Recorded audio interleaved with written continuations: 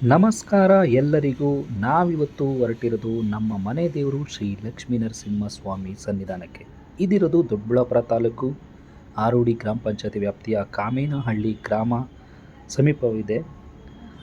ಇದು ಬೆಂಗಳೂರಿಂದ ಸರಿಸುಮಾರು 65ರಿಂದ 70 ಕಿಲೋಮೀಟರ್ ವ್ಯಾಪ್ತಿಯಲ್ಲಿದೆ. ನಾವು ಚಿಕ್ಕಂದಿನಲ್ಲಿ ಇರಬೇಕಾದ್ರೆ ಈ ದೇವಸ್ಥಾನಕ್ಕೆ ಕಲ್ಲು ಮುಳ್ಳು ಬೆಟ್ಟಗುಟ್ಟದಲ್ಲಿ ಬರಬೇಕಾಯಿತು. ಆದರೆ ಈಗ ಸುಸಜ್ಜಿತವಾದಂಥ ಸಿಮೆಂಟ್ ರೋಡು ಹಾಕಿದ್ದಾರೆ, ತುಂಬ ಚೆನ್ನಾಗಿದೆ. ಹಾಗೆ ಮುಂದೆ ಹೋಗ್ತಾ ಇದ್ದರೆ ಪ್ರಕೃತಿಯ ಸೌಂದರ್ಯ ಕಣ್ಣು ತುಂಬಿಕೊಳ್ಳೋದಕ್ಕೆ ಇನ್ನೂ ತುಂಬ ಚೆನ್ನಾಗಿದೆ. ಅಲ್ಲಿ ಮೇಲೆ ಕಾಣ್ತಿದೆಯಲ್ಲ, ಅದೇ ಶ್ರೀ ಲಕ್ಷ್ಮೀ ನರಸಿಂಹಸ್ವಾಮಿ ಸನ್ನಿಧಾನ. ಕೆಳಗೆ ಇರೋದು ಕಲ್ಯಾಣ ಮಂಟಪ, ಈಗ ಹೊಸದಾಗಿ ನಿರ್ಮಿಸಿದ್ದಾರೆ.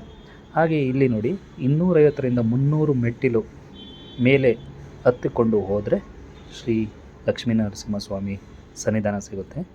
ಶ್ರೀ ಲಕ್ಷ್ಮೀ ನರಸಿಂಹಸ್ವಾಮಿ ಸನ್ನಿಧಾನದಲ್ಲಿ ಇದು ಉದ್ಭವ ಮೂರ್ತಿ, ಅಂದರೆ ಸಾಲಿಗ್ರಾಮ. ಸೊ ಇದಕ್ಕೆ ತುಂಬ ಜನ ಭಕ್ತಾದಿಗಳು ಇದ್ದಾರೆ.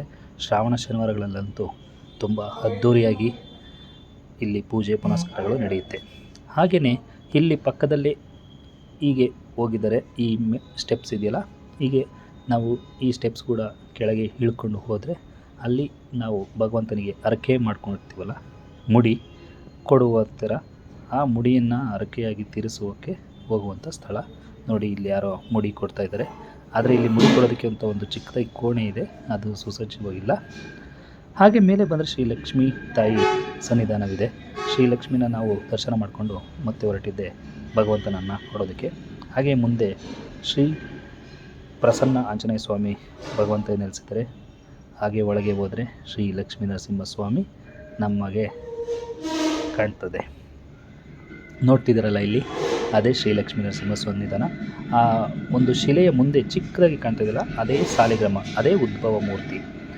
ಇಲ್ಲಿ ತುಂಬ ಭಕ್ತಾದಿಗಳು ಬಂದು ತಮ್ಮ ಇಷ್ಟಾರ್ಥಗಳನ್ನು ಕೇಳಿಕೊಂಡ್ರೆ ಆದಷ್ಟು ಬೇಗ ನೆರವೇರುತ್ತೆ. ಹಾಗೆ ಆ ದೇವಸ್ಥಾನ ನೋಡಿಕೊಂಡು ಪಕ್ಕದಲ್ಲೇ ಹಾಗೆ ಬಂದರೆ ಇಲ್ಲಿ ನೋಡಿ, ಇಲ್ಲಿ ನಾಗರಕಲ್ಲುಗಳಂತಿದೆ, ಯಾರೋ ಪೂಜೆ ಮಾಡ್ತಾಯಿದ್ದಾರೆ ಭಕ್ತಾದಿಗಳು.